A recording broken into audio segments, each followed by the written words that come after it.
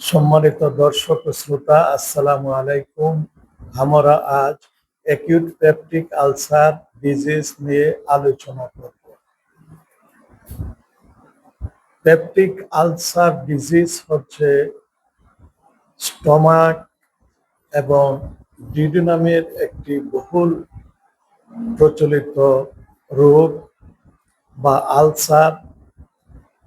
এই আলসার বিশেষ করে ডিউডেনামের প্রথম অংশে সবচেয়ে বেশি হয়ে থাকে, স্টমাকে ওই আলসার হয়।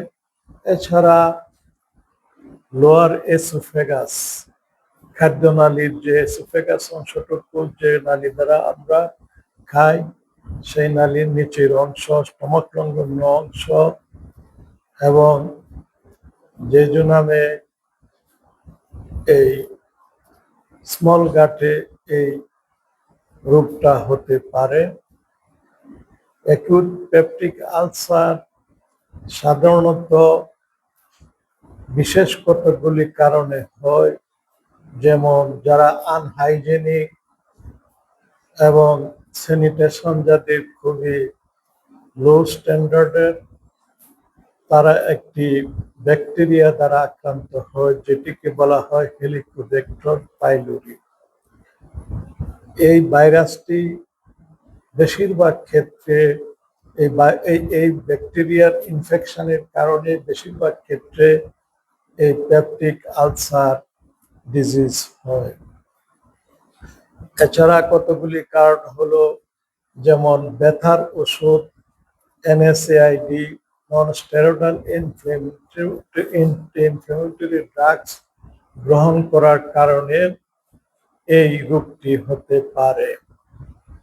এছাড়া আরো কতগুলি কারণ আছে, যেমন গ্যাস্ট্রিন সিক্রেটিং টিউমার যদি হয়, যাকে জোলিঞ্জার ইলিশন সিনড্রোম, অথবা আরো কতগুলি মেডিকেশন, যেমন কর্টিকোস্টেরয়েড, অ্যান্টিকোয়াগুলেন্টস, এই সমস্ত ওষুধ গ্রহণ করলেও গ্যাস্ট্রিক আলসার হতে পারে।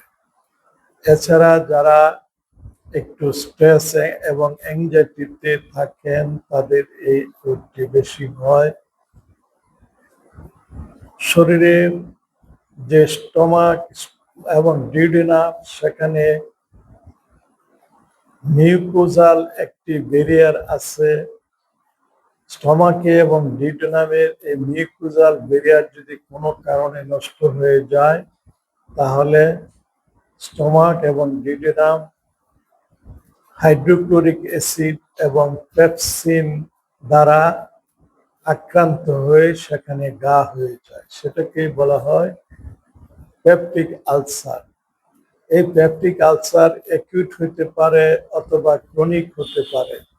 সাডেন সিভিয়ার পেইন যদি হয়, সেটা আপার অ্যাবডোমেনে যদি সেই পেইন হয়, সঙ্গে যদি বমি ভাব অথবা বমি হয়, তাহলে এটাকে আমরা অ্যাকিউট পেপটিক আলসার বলি। এই ব্যথা যদি অনেক দিন ধরে হয়, তাহলে সেটাকে আমরা ক্রনিক পেপটিক আলসার বলি।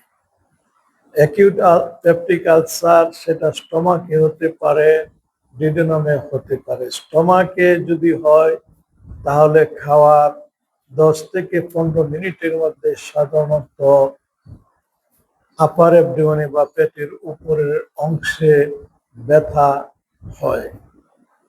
আর যদি খাওয়ার 2 থেকে 3 ঘন্টা পরে ব্যথা হয়, তাহলে বুঝতে হবে সেই আলসারটি হয়েছে ডিউডেনামে।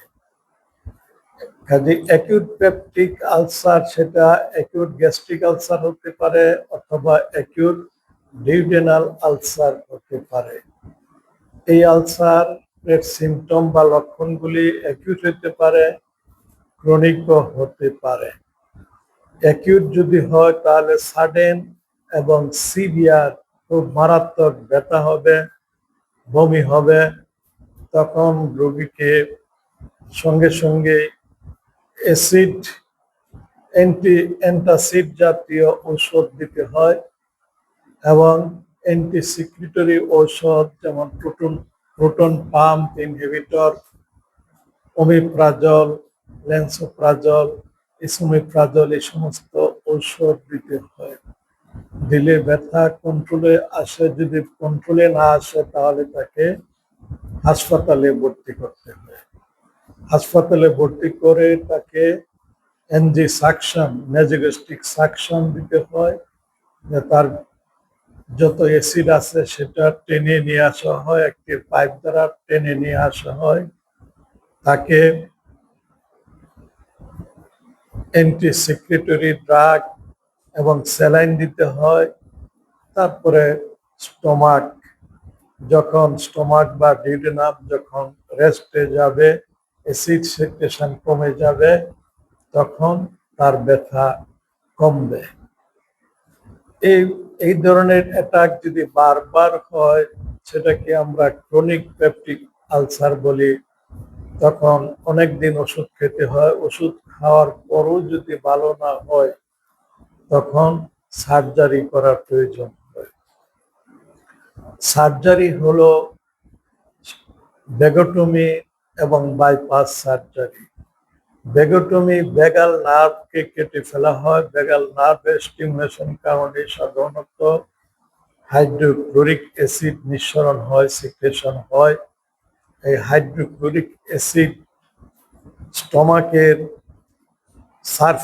লুমেনের সারফেসের সংস্পর্শে আসলেই সেখানে আলসার হয়। ডিউডেনামের লুমেনের সারফেসের সংস্পর্শে আসলেই সেখানে আলসার হয়। এজন্য ভেগাস নার্ভ কেটে দেওয়া হয়, এটাকে ভেগোটমি অপারেশন করা হয়। ভেগোটমি করলে স্টমাককে অথবা ডিউডেনামকে জেজুনামের সঙ্গে বাইপাস করে দিতে হয়। এজন্য এটিকে ভেগোটমি বাইপাস অপারেশন বলা হয়। এছাড়া গ্যাস্ট্রোজেজুনোস্টমি অপারেশন আছে, পার্শিয়াল গ্যাস্ট্রেক্টমি আছে, অ্যান্ট্রেক্টমি এবং ভেগোটমি অপারেশন আছে। এই সকল অপারেশন করলে অ্যাকিউট এবং ক্রনিক পেপটিক আলসার সাধারণত ভালো হয়ে যায়। তবে অপারেশনের কিছু কমপ্লিকেশনও আছে, সেই জন্য কিছু পরীক্ষা নিরীক্ষা করতে হয় এবং ওষুধ খেতে হয় এবং ডাক্তারদের বা সার্জনের সুপারভিশনে থাকতে হয়। আমাদের দেশে সাধারণত গ্যাস্ট্রিক বলতে আমরা পেপটিক আলসার কি বুঝি?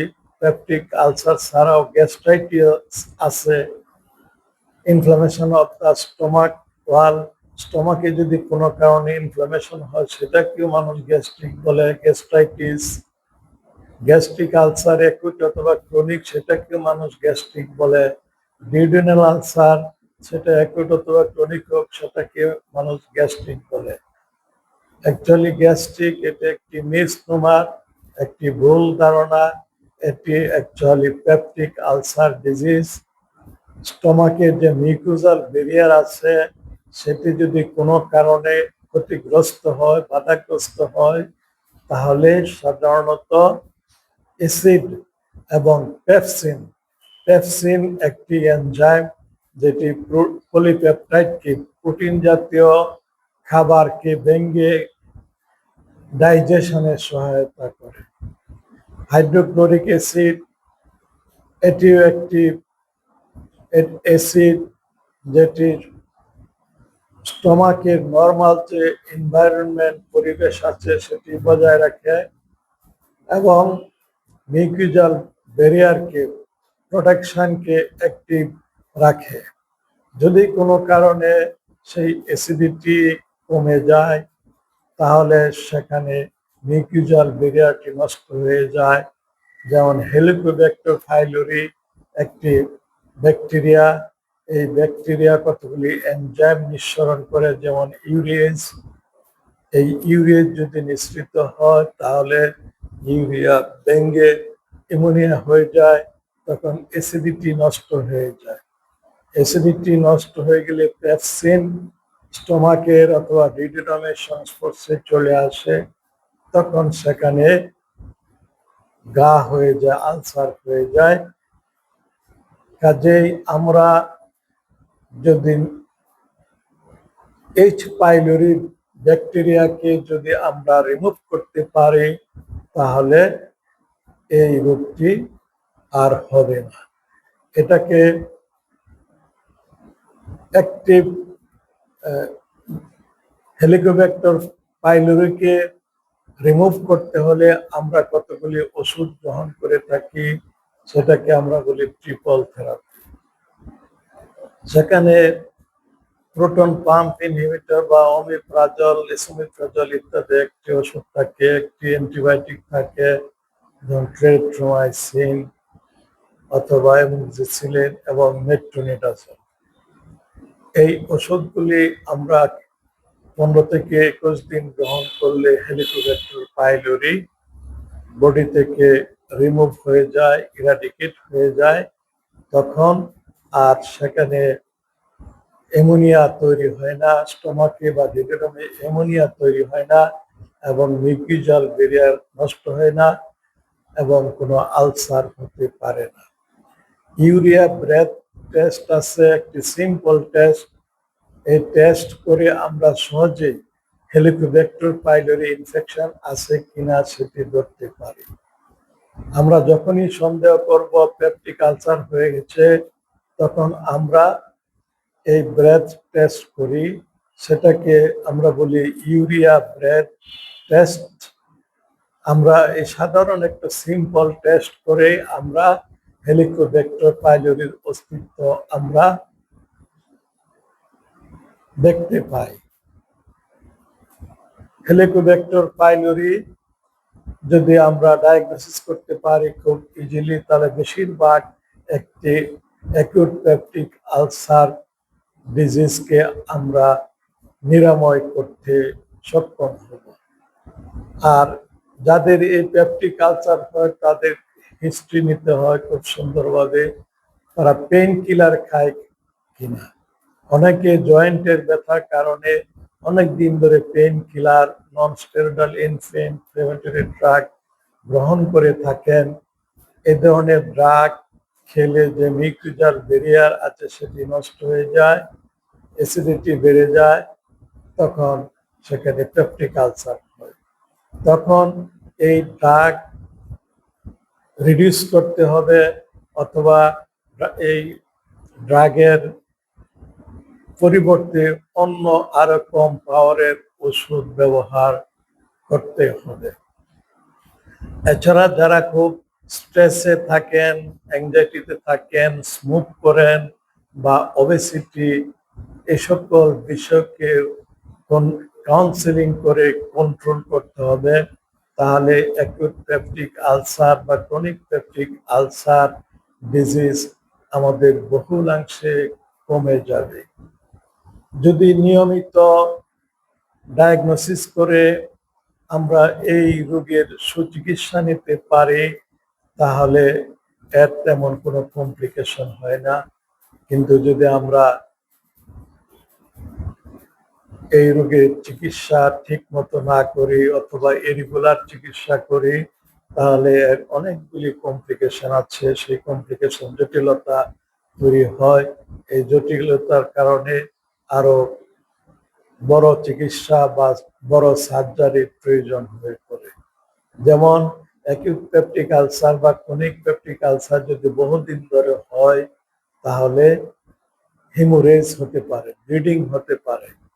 এই ব্লিডিং যদি হয় তখন আমরা এন্ডোস্কোপিক ট্রিটমেন্ট করতে পারি, অথবা এন্ডোস্কোপিক ট্রিটমেন্টে যদি ভালো না হয় তখন আমাদের সেখানে অপারেশন করতে হয়, ল্যাপারোটমি করতে হয়। হিমোরেজ ছাড়াও, ব্লিডিং ছাড়াও পারফোরেশন হতে পারে। যদি আলসার অনেক বড় হয়ে যায়, অনেকদিন ধরে থাকে, তাহলে স্টোমাকের যে ওয়াল আছে সেটি ছিদ্র হয়ে যায়, ডিউডেনামের ওয়াল ছিদ্র হয়ে যায়, সেটিকে পারফোরেশন বলা হয়। পারফোরেশন হলে সেটি আর ওষুধ দ্বারা ম্যানেজ করা যায় না, চিকিৎসা করা যায় না, তখন সেটি বড় অপারেশন লাগে, ল্যাপারোটমি করার প্রয়োজন হয়। এছাড়া আরো বিভিন্ন রকম কমপ্লিকেশন আছে, যেমন পাইলোরিক স্টেনোসিস। অনেক দিন ধরে যদি গ্যাস্ট্রিক আলসার থাকে বা ডিউডেনাল আলসার থাকে, তাহলে যে ওপেনিং আছে পাইলোরিক পাইলোরাসে বা স্টমাকের যে যে বা ডিউডেনামের ফার্স্ট পার্টের যে ওপেনিং আছে সেটি স্কার টিস্যু তৈরি হয়ে সেটি বন্ধ হয়ে যায় বা নেরু হয়ে যায়, তখন খাবার পাস হয় না, তখন রোগীর ঘন ঘন বমি হয়, তার শরীর থেকে ফ্লুইড এবং ইলেকট্রোলাইট চলে যায়, রোগী খুবই দুর্বল হয়ে পড়ে, তখন তার বড় অপারেশন লাগে। তখন সাধারণত বাইপাস সার্জারি করে তাকে সুস্থ করে তুলতে হয়। কাজে এই সকল কমপ্লিকেশন বা জটিলতা থেকে বাঁচতে হলে আমাদেরকে অবশ্যই এই রোগের চিকিৎসা ঔষধের মাধ্যমে যত তাড়াতাড়ি সম্ভব করা দরকার। আমরা সাধারণত প্রোটন পাম্প ইনহিবিটর, ওমিপ্রাজল বা এসোমিপ্রাজল, পেন্টোপ্রাজল এই সমস্ত ড্রাগ গ্রহণ করি। অনেকদিন ধরে এই সকল ড্রাগ গ্রহণ করলে এর সাইড ইফেক্ট আছে, পার্শ্ব প্রতিক্রিয়া অত্যন্ত মারাত্মক, বডিতে ক্যালসিয়ামের পরিমাণ কমে যায়, হাইপোক্যালসিমিয়া হয়, তখন বোন ফ্র্যাকচার হতে পারে। কাজে বোন ফ্র্যাকচার প্রিভেন্ট করার জন্য আমরা যত সুন্দরভাবে সম্ভব এই রোগের চিকিৎসা নেব, যদি রেগুলার আমরা চিকিৎসা নেই তাহলে অনেক দিন ধরে এই ওষুধগুলি খেতে হয় না। আর যারা অনেক দিন ধরে এই ওষুধগুলি ব্যবহার করেন, প্রোটন পাম্প ইনহিবিটর ব্যবহার করেন, তাদেরকে ক্যালসিয়াম গ্রহণ করা দরকার আছে। আসসালামু আলাইকুম ওয়া রাহমাতুল্লাহি ওয়া বারাকাতুহু।